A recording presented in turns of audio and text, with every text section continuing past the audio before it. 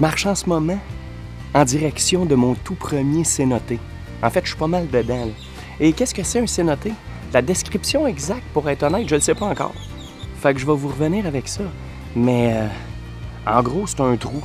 C'est un trou dans la roche, puis il y a de l'eau dedans. Et c'est très frais. On est bien. Pour une fois, on est bien. On peut se baigner, il y a du monde. On peut sauter des parois. Je m'en vais voir ça.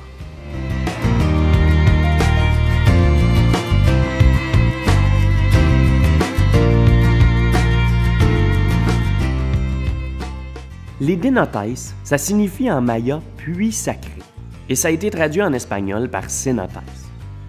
Pour ce qui est de la petite définition, les cenotes sont des gouffres d'effondrement totalement ou partiellement remplis d'une couche superficielle d'eau douce et parfois d'une couche inférieure d'eau de mer s'ils communiquent avec l'océan. On les retrouve essentiellement en Amérique du Nord et en Amérique centrale, et plus particulièrement dans la péninsule du Yucatan, au Mexique.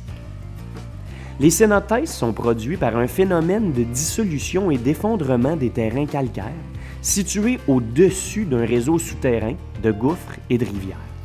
Ils peuvent atteindre des dizaines de mètres de profondeur.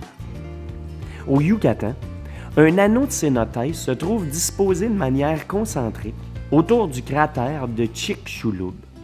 C'est pourquoi on impute leur formation à l'impact d'une météorite de 10 km de diamètre, qui est en fait la météorite qui aurait causé l'extinction des dinosaures il y a environ 65 millions d'années.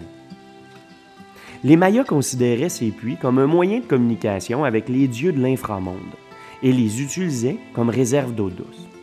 Puis étant donné qu'il n'y a pas d'eau douce en surface dans la péninsule du Yucatan, pas de lac, pas de rivière, bien ces puits naturels étaient essentiels à l'établissement d'une cité. On les utilisait aussi comme lieu de culte dans lesquels étaient jetées des offrandes ou des victimes sacrificielles.